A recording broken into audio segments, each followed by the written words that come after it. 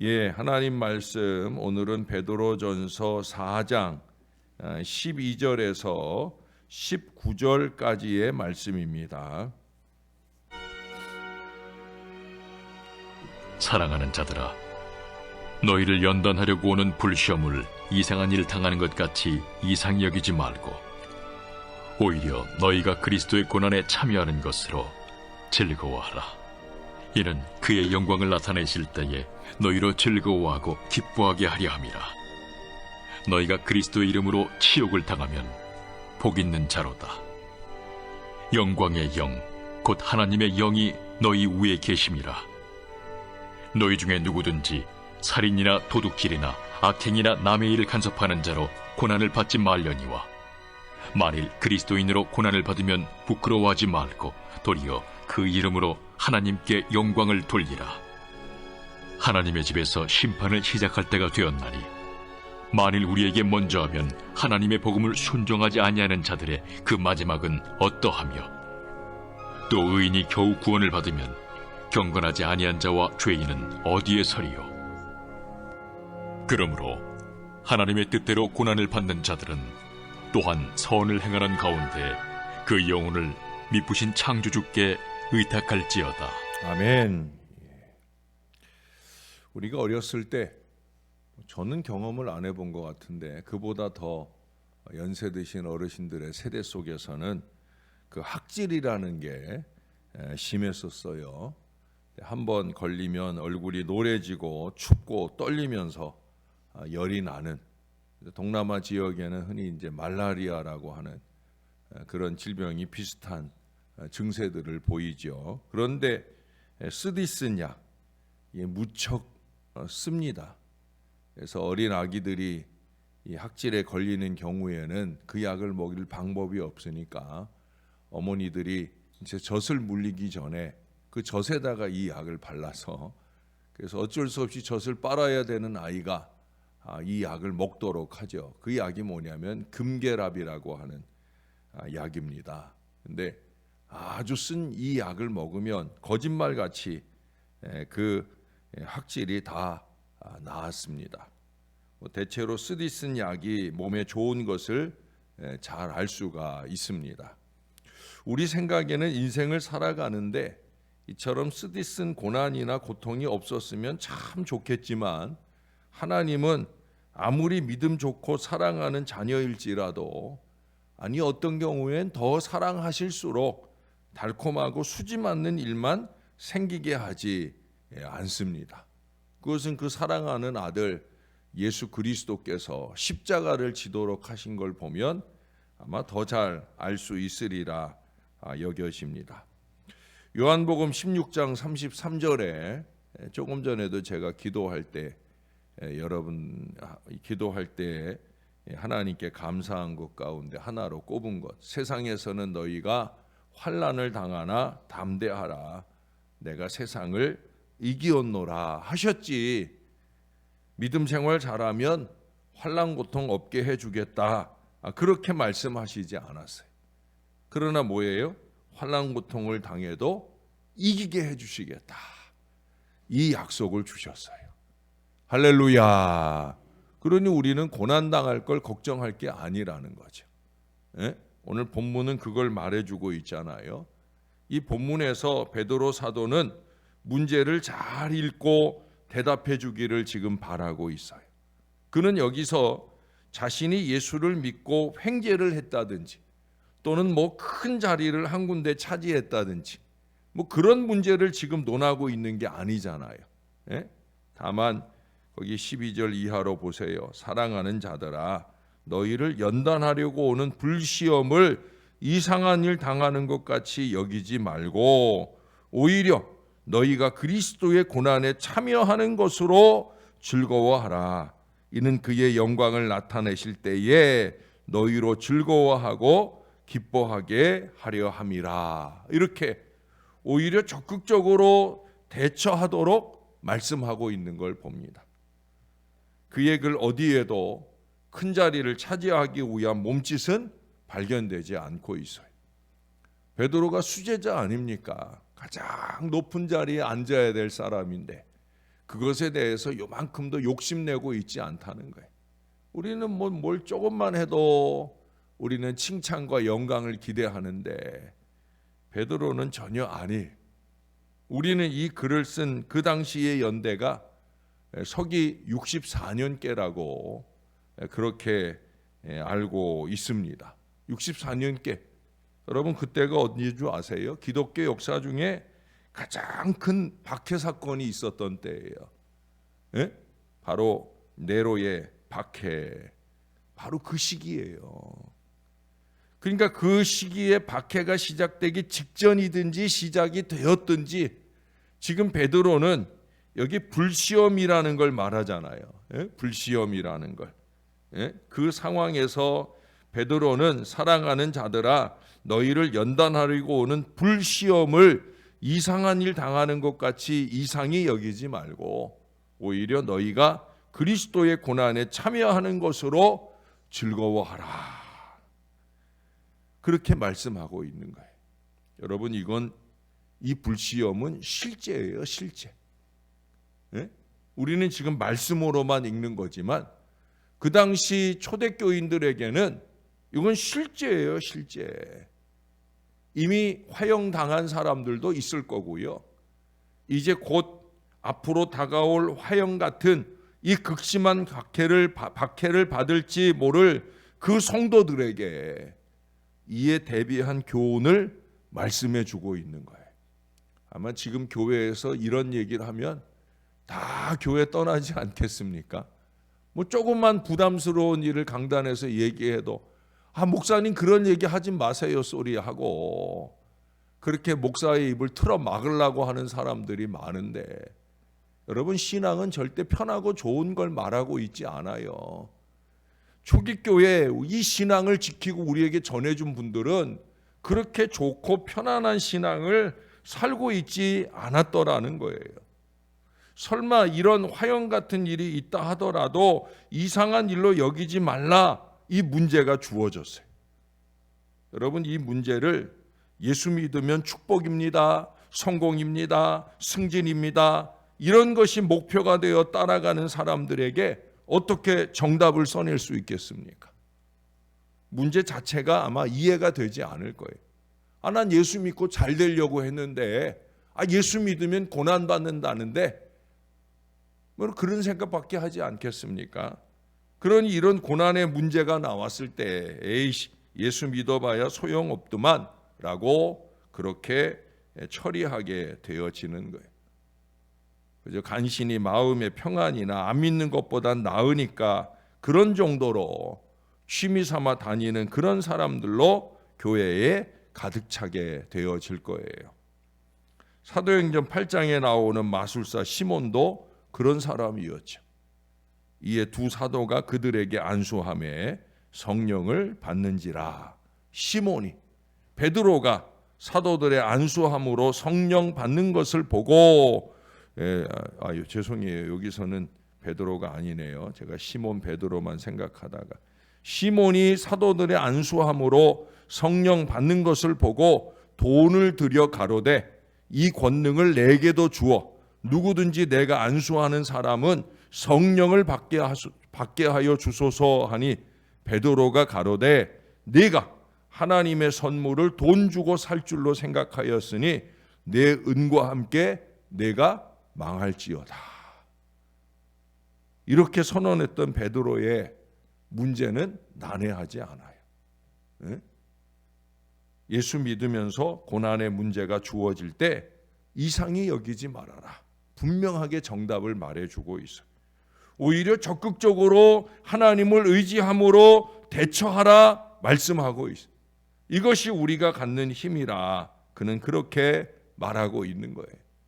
그리고 한 걸음 더 나아가서 이 시련이라는 문제가 나오면 이상하게 여기지 말라 하는 것으로 끝나지 않아요. 오히려 고난에 참여하는 것으로 즐거워하라 이 말씀을 하잖아요. 왜 하나님은 이런 고난의 문제를 우리에게 주시고 있을까요? 이런 문제가 출제되어질 때 우리는 어떻게 답을 구할 것인지를 알려주시기 위함입니다. 날마다 삶의 현장에서 많은 문제를 하나님은 우리에게 던져주시고 있습니다.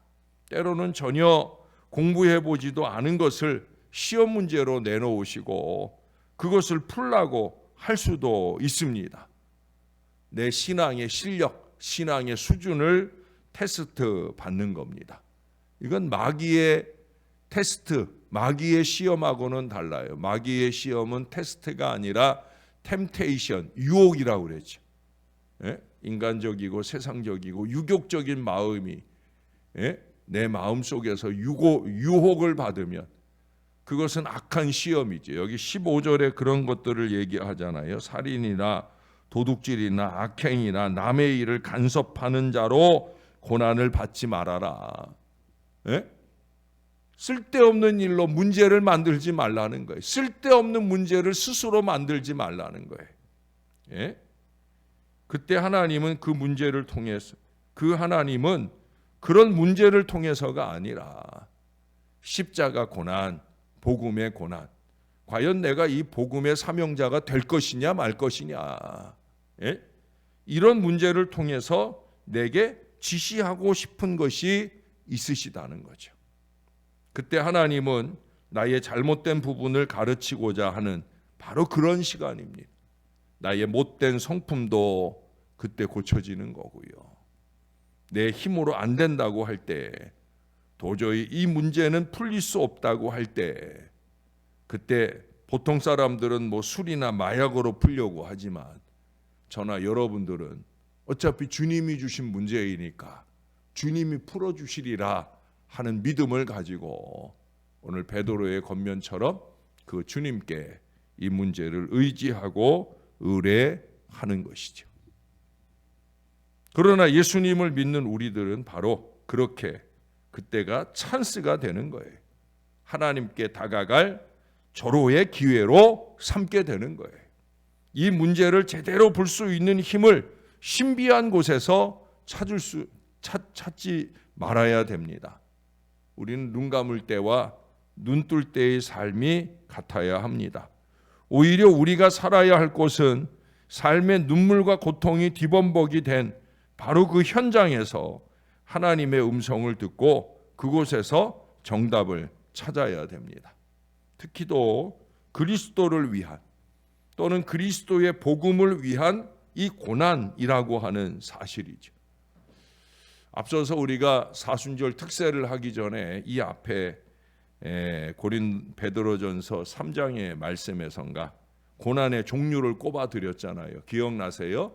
1차 원적 고난, 자기 죄 때문에 받는 고난, 2차 원적 고난, 저런 화재라든지 이런 어려움을 만나서 또는 이 자연 기후라든지 이런 걸로 인해 어려움을 만나는 그 지역에 살다 보니까 그래서 같이 어려움을 겪게 되는 그런 고난, 이런 것들을 꼽아드려.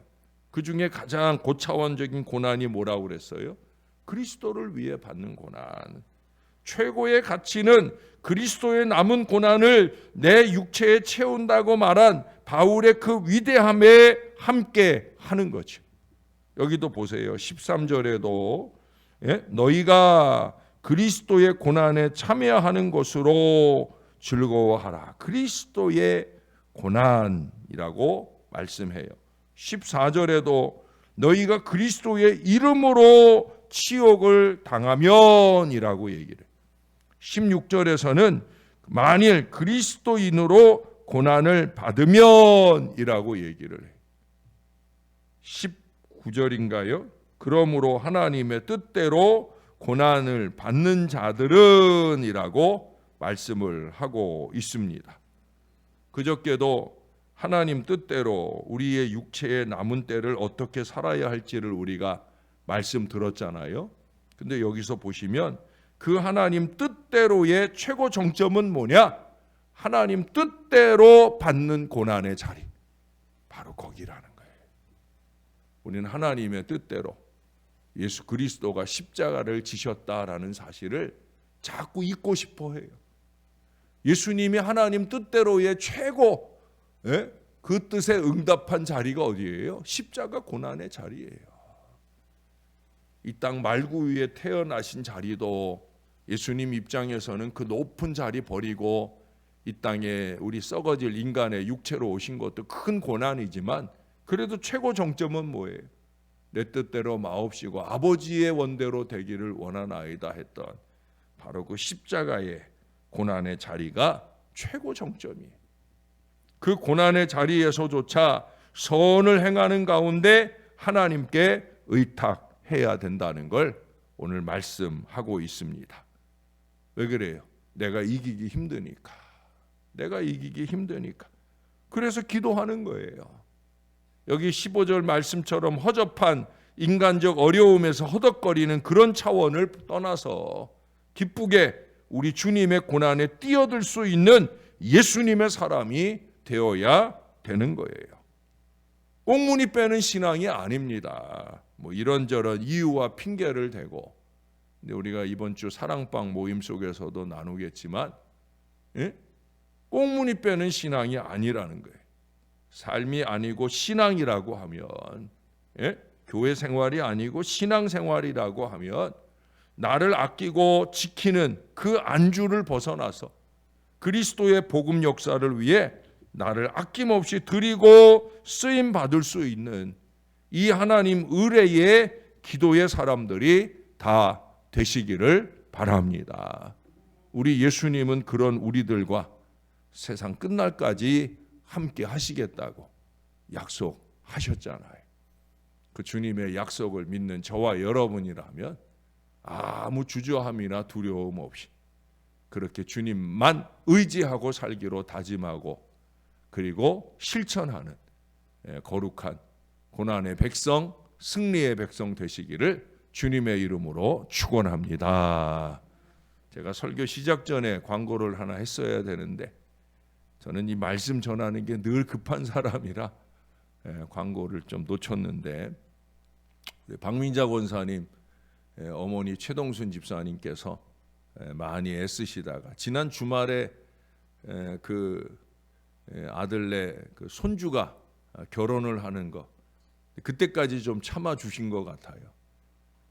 그리고 이제 이번 주에 저는 제가 다음 주간에 휴가 떠났을 때 안식할 때 돌아가시면 하고 걱정을 좀 했는데, 근데 지난 밤사이 오늘 새벽 3시쯤 돌아가셨다고 문자가 왔어요. 우리 박민자 권사님이 참 많이 애쓰시고 또 최근 들어서 어머니 때문에 더 많이 새벽 기도도 하고 애를 썼는데 이제 오늘 새벽에 돌아가셨습니다.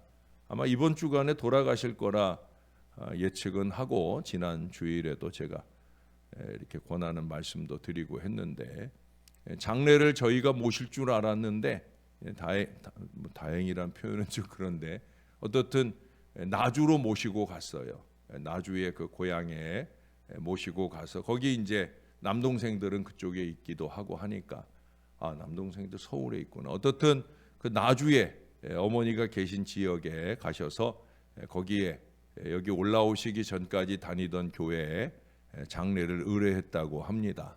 그래서 우리 교회는 문상만 하면 될 것 같은데 우리 교회도 이제 문상 걸음이 걱정인 건 내일 우리 교회에서 영등포노에 장로 산악회 총회가 있어요. 그래서 오전부터 손님이 와서 점심 때까지 손님을 치러야 돼요.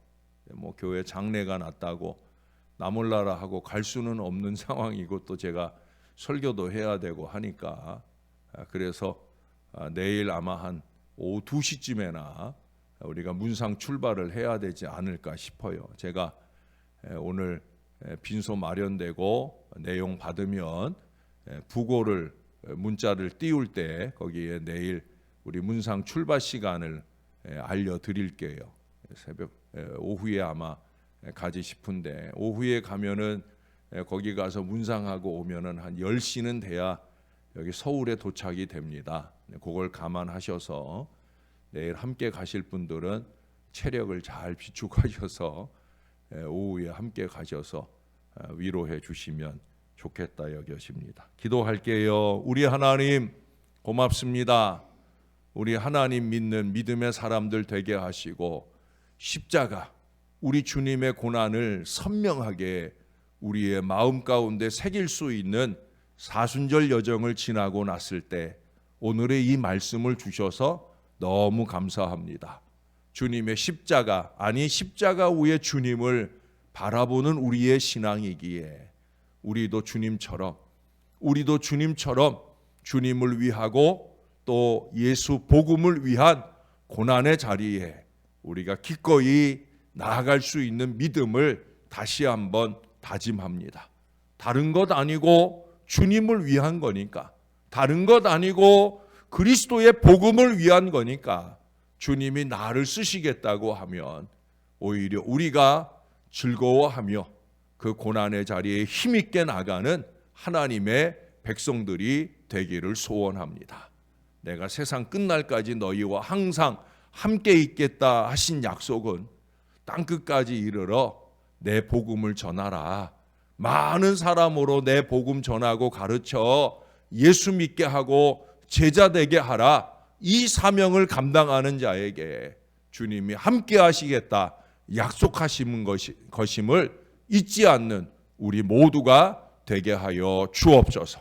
우리 주님, 그렇게 우리가 쓰임받기를 원하여 지금 전도를 시작하고 매주 토요일마다 비가 오는 중에 지난주 토요일에는 잠시 꾀가 나기도 했습니다.